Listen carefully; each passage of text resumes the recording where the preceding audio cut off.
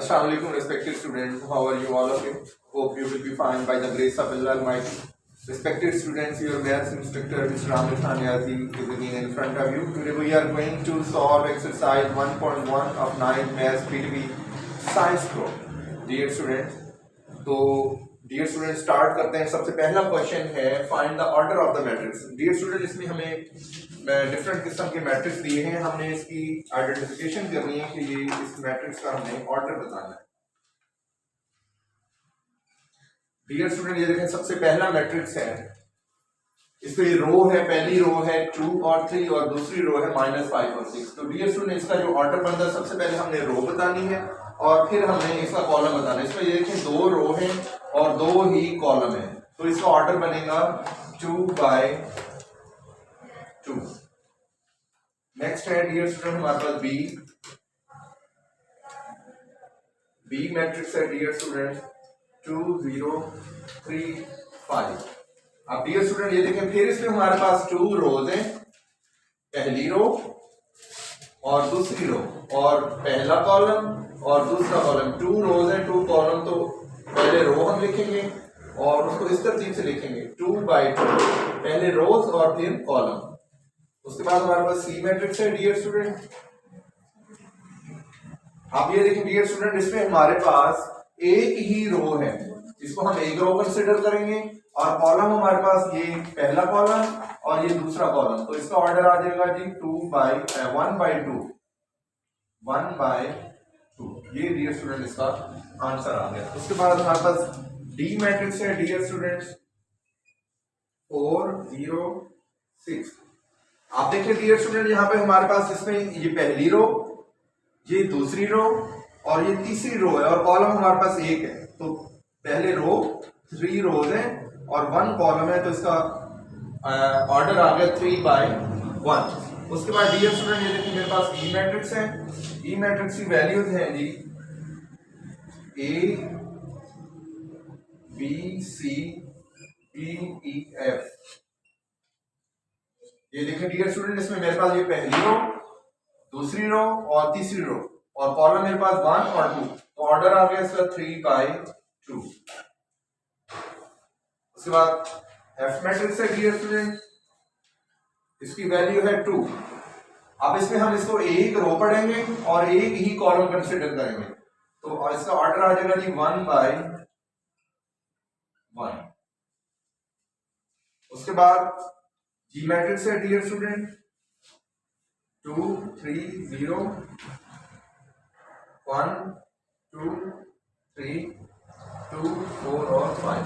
अब dear student ये देखिए इसमें पहली रो, दूसरी रो, तीसरी रो और फर्स्ट कॉलम, पहला कॉलम, सेकंड कॉलम, दूसरा कॉलम, थर्ड कॉलम, तीसरा कॉलम, तो ऑर्डर क्या बन गया 3 रोज और 3 कॉलम 3/3। पहले हम रोज हमेशा पढ़ते होते हैं या लिखते हैं और फिर हम कॉलम। उसके बाद एच है डियर स्टूडेंट हमारे पास 2 3 4 और 1 0 6।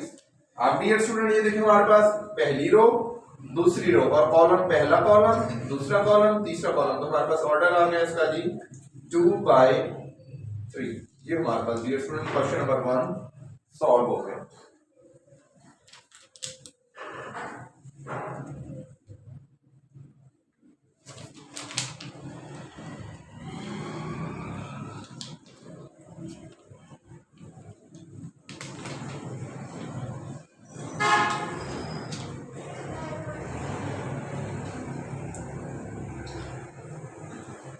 जी डियर स्टूडेंट, दूसरा क्वेश्चन सॉल्व करते हैं। Question number 2 exercise 1.19 math science group.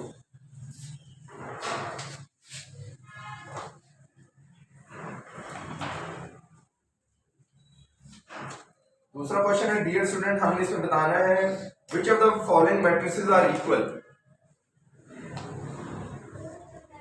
Which of the following matrices are equal। तो डियर स्टूडेंट, सबसे पहले हम मैट्रिक्स यहाँ पे लिख लेते हैं ए मैट्रिक्स हमें गिवन है।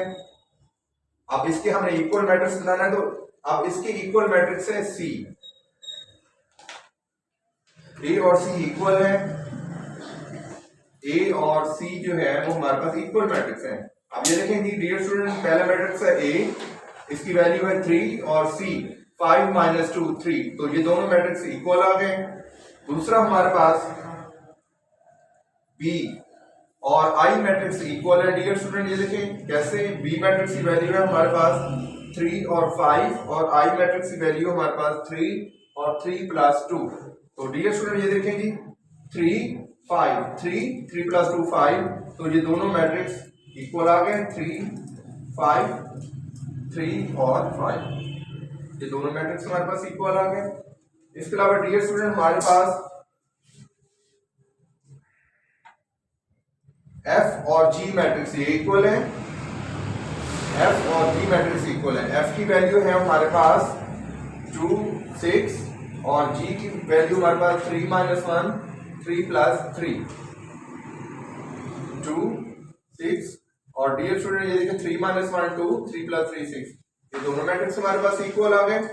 इसके अलावा डियर स्टूडेंट हमारे पास ई एच और जे ये मैट्रिक्स इक्वल है, तो हम यहाँ पे सॉल्व कर देते हैं।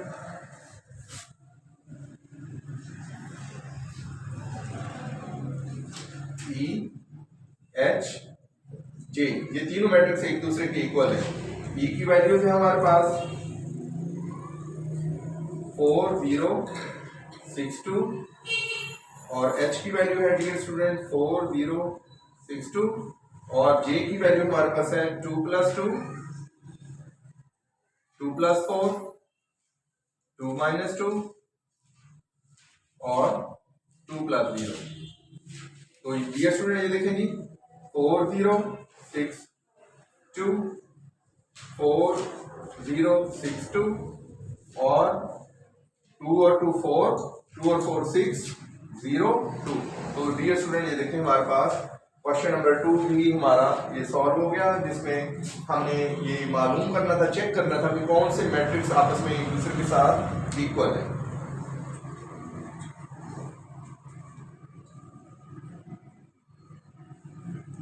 क्वेश्चन नंबर 3 सॉल्व करते हैं डियर स्टूडेंट। एक्सरसाइज 1.1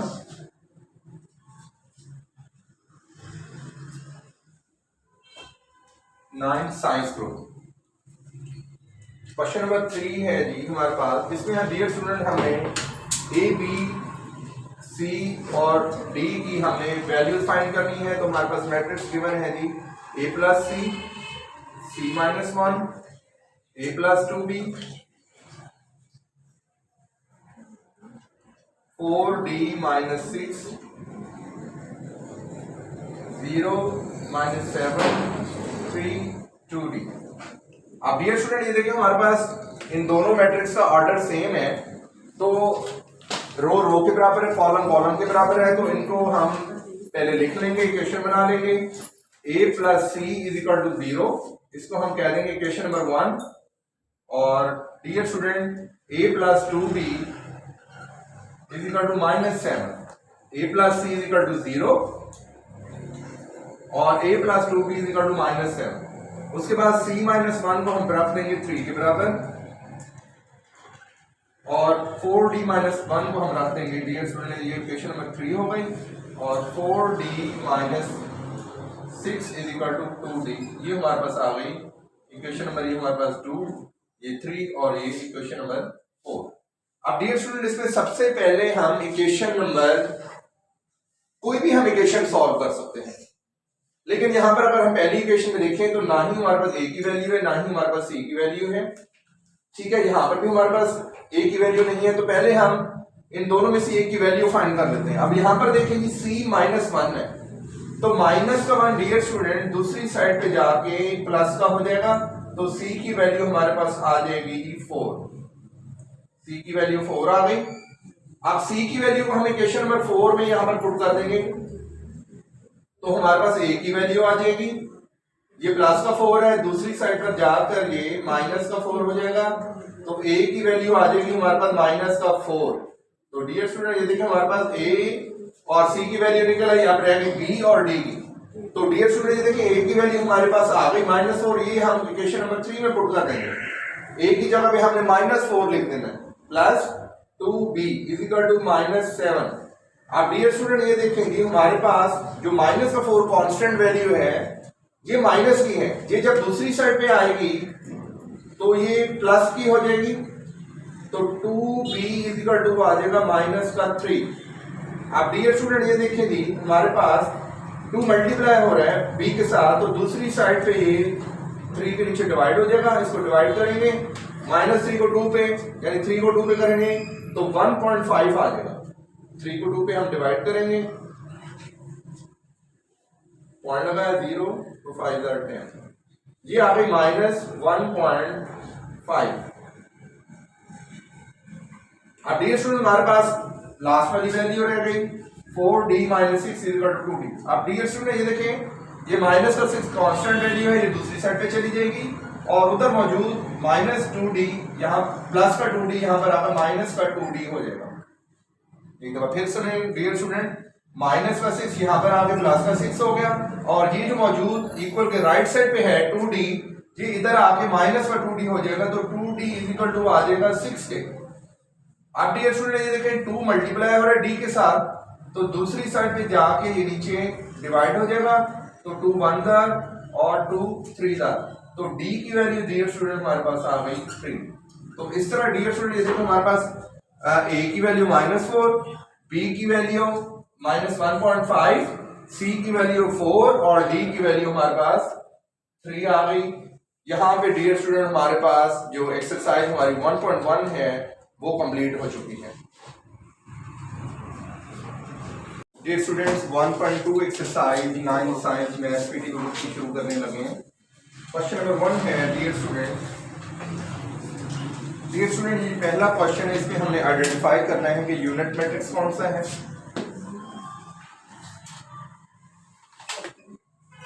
इसके अलावा डियर स्टूडेंट रो मैट्रिक्स कौन सा है,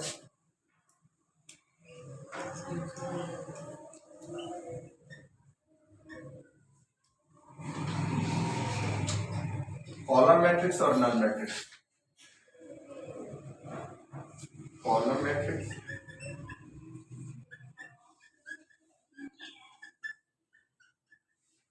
नल मैट्रिक्स, ये 4 किस्म के मैट्रिक्स जो डियर स्टूडेंट हमने वेरीफाई करने हैं।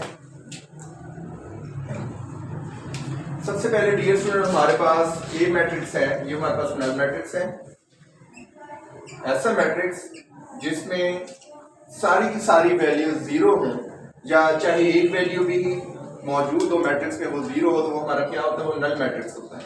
ऐसा मैट्रिक्स जिसकी सारी वैल्यूज 0 हो वो नल मैट्रिक्स होता है। इसके बाद डियर स्टूडेंट जो आगे वाला मैट्रिक्स है ये हमारा रो मैट्रिक्स है।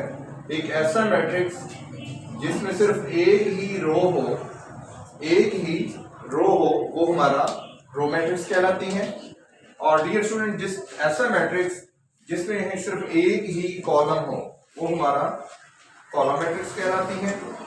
और डियर स्टूडेंट ऐसा मैट्रिक्स जिसमें एक जो डायगोनल है वो 1 हो और दूसरा 0 हो, या एक 0 डायगोनल हो, डायगोनल हम इसको ऐसे काउंट करेंगे, और दूसरा नॉन 0 हो, तो वो हमारा यूनिट या उसको हम आइडेंटिटी मैट्रिक्स कहते हैं।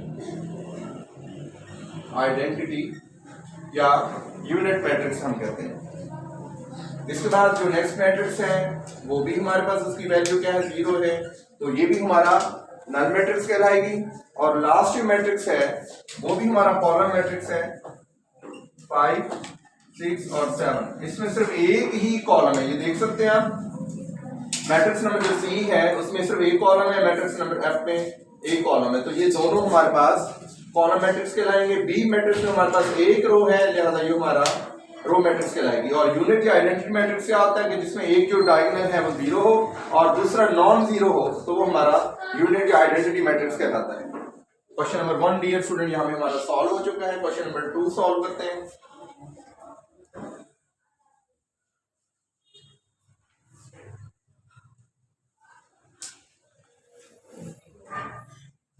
यूनिट नंबर 2 में डियर स्टूडेंट सबसे पहले इन्होंने कहा है स्क्वायर मैट्रिक्स जो है बताएं। Question number 2, square matrix.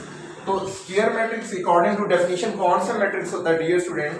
ऐसा मैट्रिक्स होता है जिसमें रोज और कॉलम की तादाद बराबर हो। मसलन 2 रोज हैं 2 कॉलम, 3 रोज हैं 3 कॉलम। तो ऐसा मैट्रिक्स क्या मैट्रिक्स कहलाता है? स्क्वायर मैट्रिक्स कहलाता है। लेट्स सपोज हमारे पास यहाँ पर जो क्वेश्चन नंबर जो 3 है, क्वेश्चन नंबर 2 का पार्ट 3, ये हमारे पास स्क्वायर मैट्रिक्स है। इसके अलावा डियर स्टूडेंट हमारे पास जो 4 है, ये 4 आइडेंटिटी या यूनिट मैट्रिक्स भी है और ये स्क्वायर मैट्रिक्स भी कहलाता है। क्यों? क्योंकि इसमें भी 2 रोज हैं 2 कॉलम है, इसमें भी 2 रोज और 2 कॉलम है, तो लिहाजा ये स्क्वायर मैट्रिक्स है प्योर। लेकिन ये हमारे पास स्क्वायर मैट्रिक्स भी है और यूनिट आइडेंटिटी मैट्रिक्स भी है। इसके अलावा डियर स्टूडेंट हमारे पास ये क्वेश्चन नंबर 2 का 8 है, इसमें हमारे पास जो वैल्यूज हैं वो हैं जी 1 2 3 -1 2 0 0 0 और 1। आप इसमें आप देख सकते हैं इसमें 3 रोज हैं और 3 कॉलम हैं, तो लिहाजा ये भी हमारा क्या होगा? स्क्वायर मैट्रिक्स होगा। इसके बाद हमें बी वाला डियर स्टूडेंट हमने देखना है रेक्टेंगुलर मैट्रिक्स। रेक्टेंगुलर मैट्रिक्स, तो dear student rectangular matrix according to definition कौन सा मैट्रिक्स होता है? ऐसा मैट्रिक्स होता है जिसमें रोज और कॉलम की तादाद आपस में बराबर नहीं होती, या रोज और कॉलम बराबर नहीं होते। लेट्स सपोज 2 रोज हैं 3 कॉलम, 3 रोज हैं 2 कॉलम, रोज और कॉलम की तादाद आपस में बराबर नहीं होती। ठीक है, तो इसमें हम देखते हैं हमारे पास जो 1 है ये हमारे पास रेक्टेंगुलर मैट्रिक्स है। आप इसमें आप देख सकते हैं यहाँ पर 2 रोज हैं और 3 कॉलम हैं, तो लिहाजा ये हमारे पास क्या होगा? रेक्टेंगुलर मैट्रिक्स होगा। डियर स्टूडेंट ये कुछ इसमें मैट्रिक्स ऐसे हैं जो हैं तो कॉलम मैट्रिक्स हैं या वो रो मैट्रिक्स हैं, तो लिहाजा वो भी उनको भी हम रेक्टेंगुलर मैट्रिक्स जो है वो काउंट कर सकते हैं। जैसा कि मिसाल के तौर पर जो मैट्रिक्स 2 है इसको हम रेक्टेंगुलर भी कह सकते हैं, लेकिन है ये कॉलम मैट्रिक्स है, लेकिन चूंकि ये रेक्टेंगल फॉर्म में है तो लिहाजा इसको हम रेक्टेंगुलर मैट्रिक्स भी कह सकते हैं। जैसे ये हमारे पास 3 0 और 1 है, तो ये प्योर कॉलम मैट्रिक्स है, लेकिन हम इसको रेक्टेंगुलर मैट्रिक्स भी कह सकते हैं। ठीक है, इसके अलावा डियर स्टूडेंट हमारे पास जो 5 है 1 2 3 4 5 और 6, ये भी हमारे पास रेक्टेंगुलर मैट्रिक्स है। इसमें देखें 3 रोज हैं और 2 कॉलम है, तो लिहाजा ये भी हमारा क्या काउंट होगा? रेक्टेंगुलर मैट्रिक्स काउंट होगा। इस तरह डियर स्टूडेंट 7 जो पार्ट है हमारे पास क्वेश्चन नंबर 2 का 1 0 0, ये भी हमारे पास रेक्टेंगुलर मैट्रिक्स है। इसमें 3 रोज हैं और 1 कॉलम है। इसके अलावा डियर स्टूडेंट हमारे पास जो क्वेश्चन नंबर 9 है ये नल मैट्रिक्स है, लेकिन क्योंकि ये रेक्टेंगुलर फॉर्म में है लिहाजा इसको भी हम रेक्टेंगुलर मैट्रिक्स जो है वो काउंट कर सकते हैं। ये नल मैट्रिक्स है, ठीक है, ये कॉलम मैट्रिक्स है, लेकिन इसको हम रेक्टेंगुलर मैट्रिक्स भी लिख सकते हैं। ठीक है, अब नेक्स्ट हमारे पास क्या है जी? नेक्स्ट इसमें हमारे पास है नेक्स्ट इसमें उन्होंने कहा है कि आपने रो मैट्रिक्स बताना है। रो मैट्रिक्स, तो according to definition dear student एक ऐसा मैट्रिक्स जिसमें रोज एंड कॉलम की तादाद बराबर नहीं होती वो हमारा रो मैट्रिक्स जो है वो कहलाएगा।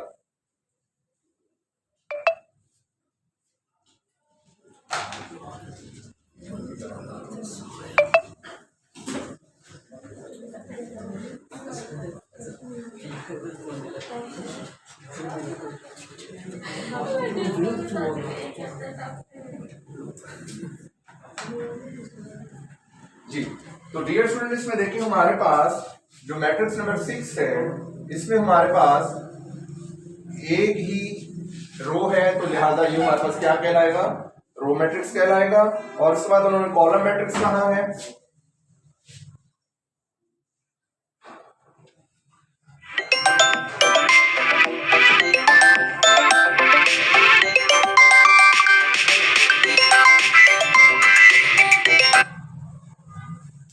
कॉलम मैट्रिक्स, तो डियर स्टूडेंट इसमें देखें जो क्वेश्चन नंबर 2 का पार्ट 2 है ये हमारे पास कॉलम मैट्रिक्स कहलाएगा, क्योंकि इसमें सिर्फ एक ही कॉलम है। इसके अलावा 7 1 0 0 ये भी डियर स्टूडेंट हमारे पास कॉलम मैट्रिक्स कहलाएगा क्योंकि इसमें सिर्फ एक ही कॉलम है। ठीक है, इसके बाद अलावा डियर स्टूडेंट हमारे पास आइडेंटिटी यूनिट मैट्रिक्स, आइडेंटिटी या इसको हम यूनिट मैट्रिक्स कहते हैं। ये मैं ऑलरेडी क्वेश्चन नंबर 1 में आपको बता चुका हूं कि ऐसा मैट्रिक्स जिसमें एक जो डायगोनल है वो जीरो हो और दूसरा नॉन जीरो हो तो वो क्या कहलाता है, वो आइडेंटिटी या यूनिट मैट्रिक्स कहलाता है। और लास्ट वाला डियर स्टूडेंट हमारे पास नल मैट्रिक्स है। तो ऐसा मैट्रिक्स जिसमें मैट्रिक्स में मौजूद तमाम वैल्यूज जीरो हों वो हमारा क्या कहलाता है, वो नल मैट्रिक्स कहलाता है। तो डियर स्टूडेंट क्वेश्चन नंबर 2 यहां तक सॉल्व हो चुका है। क्वेश्चन नंबर 3 सॉल्व करते हैं।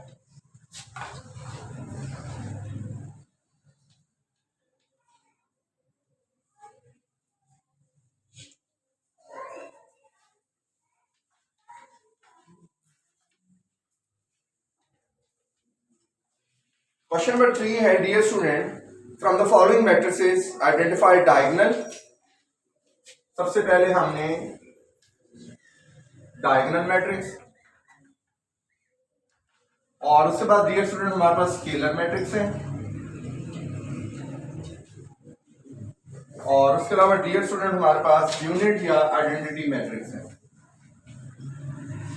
तो डियर स्टूडेंट सबसे पहले मैं आपको डायगोनल और स्केलर का फर्क वाज़ेह कर दूं। डायगोनल और स्केलर में जो डायगोनल मैट्रिक्स होता है वो स्केलर हो सकता है, लेकिन स्केलर मैट्रिक्स जो है वो डायगोनल नहीं हो सकता। कैसे कि डायगोनल मैट्रिक्स में और स्केलर मैट्रिक्स में जो मैंने फर्क बताया है उसमें फर्क बुनियादी तौर पर ये है कि इसमें एक जो डायगोनल होगा डायगोनल मैट्रिक्स में वो उसकी जो एंट्रीज होंगी वो जीरो होंगी, स्केलर में भी जीरो होंगे।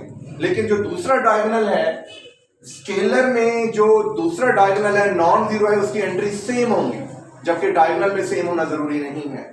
डायगोनल और स्केलर में बुनियादी फर्क क्या है कि डायगोनल और स्केलर का जो एक डायगोनल है उसकी एंट्री जीरो होंगी, लेकिन जो दूसरा डायगोनल है उसकी एंट्री स्केलर में बिल्कुल सेम होती है और जो नॉन डायगोनल है उसमें सेम होना जरूरी नहीं है। ठीक है, मैं आपको ये मैट्रिक्स बताता हूँ। सबसे पहले ये देखिए हमारे पास जो ए मैट्रिक्स है उसकी एंट्रीज है, यहाँ पर देख लें आपके यहाँ पे वैल्यूज क्या है, सेम है, वैल्यूज क्या है और दूसरा हमारे पास क्या है, जीरो है।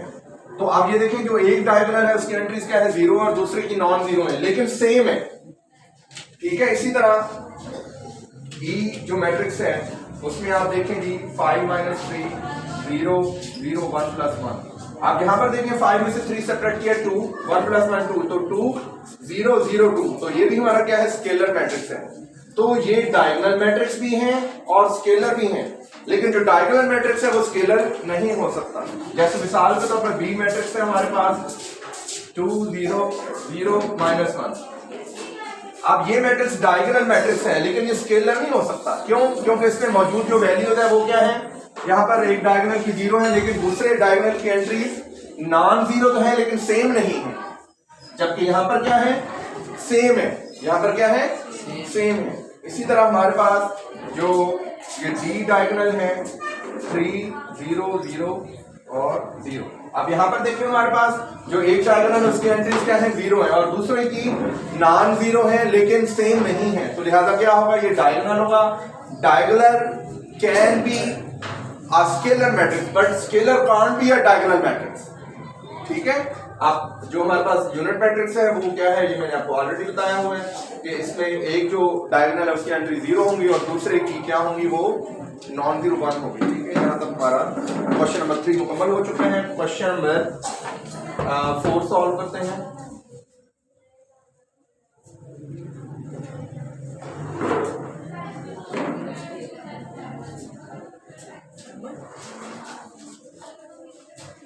क्वेश्चन नंबर 4 है dear student find negative of matrix. Find negative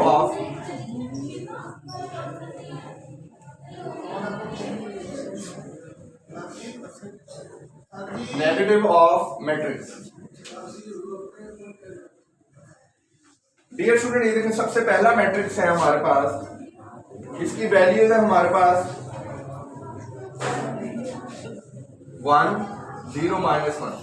अब डियर स्टूडेंट ये देखें हमने इसका नेगेटिव कैसे फाइंड करना है। नेगेटिव फाइंड करने के लिए हम इसको मैट्रिक्स को माइनस से मल्टीप्लाई कर देंगे। अब इसमें मौजूद मैट्रिक्स में जो वैल्यूज पॉजिटिव की होंगी वो माइनस की हो जाएंगी और जो माइनस की होंगी वो क्या हो जाएंगी, प्लस की हो जाएंगी। साइन आपने चेंज कर देने हैं क्योंकि बाहर आपने उस मैट्रिक्स को माइनस से मल्टीप्लाई करवा दिया, उससे वैल्यूज उसकी क्या हो जाएंगी, चेंज हो जाएंगी। बी मैट्रिक्स हमारे पास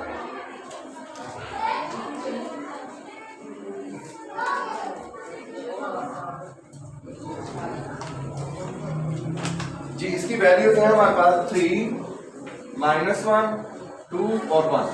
आप इसको माइनस से मल्टीप्लाई करवा दिए डियर स्टूडेंट, तो ये माइनस हो गई, माइनस, ये माइनस माइनस प्लस हो गई और ये भी माइनस हो जाएगी। सी वैल्यूज है डियर स्टूडेंट, इसकी सारी वैल्यूज जो हैं इसको हम, ये भी माइनस हो जाएगा, ये सारी वैल्यूज क्या हो जाएगी, माइनस हो जाएंगी। तो हमारा नेगेटिव ऑफ मैट्रिक्स आ गया। डी हमारा क्वेश्चन है डियर स्टूडेंट -3, -4, 2 एंड 5। तो डियर स्टूडेंट हमने इसको माइनस से मल्टीप्लाई करवा दिया, तो ये दोनों वैल्यूज जो हैं वो माइनस हो जाएंगी और ये माइनस वाली प्लस हो जाएंगी। और उसके बाद ई मैट्रिक्स है डियर स्टूडेंट हमारे पास। अब डियर स्टूडेंट इसको भी हम माइनस मल्टीप्लाई करवा देंगे तो ये प्लस हो जाएगा और ये तीनों वैल्यूज जो हैं वो माइनस की हो जाएंगे। ये क्वेश्चन नंबर 4 हमारा सॉल्व हो चुका है dear student. Question number 5 solve करते हैं।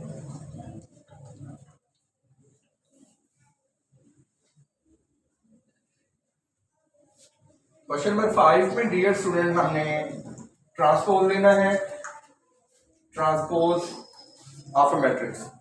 Find the transpose.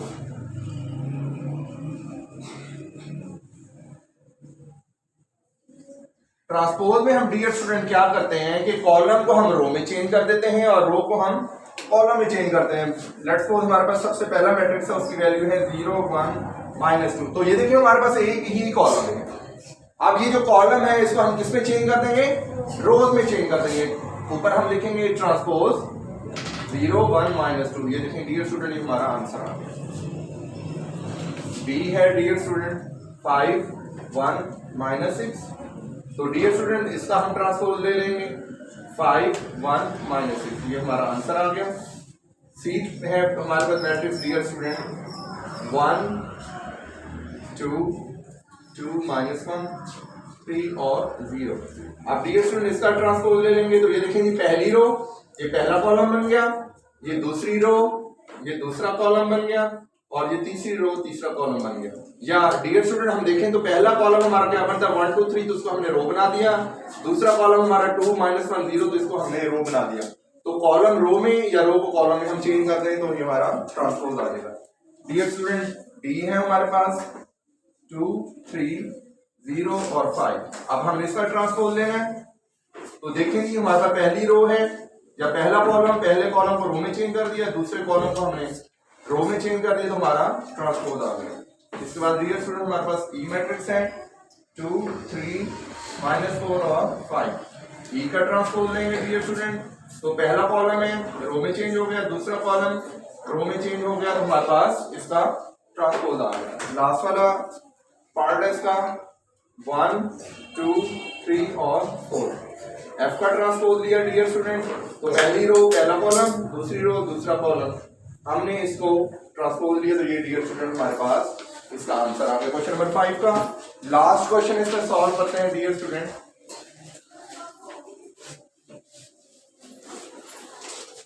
Question number 6।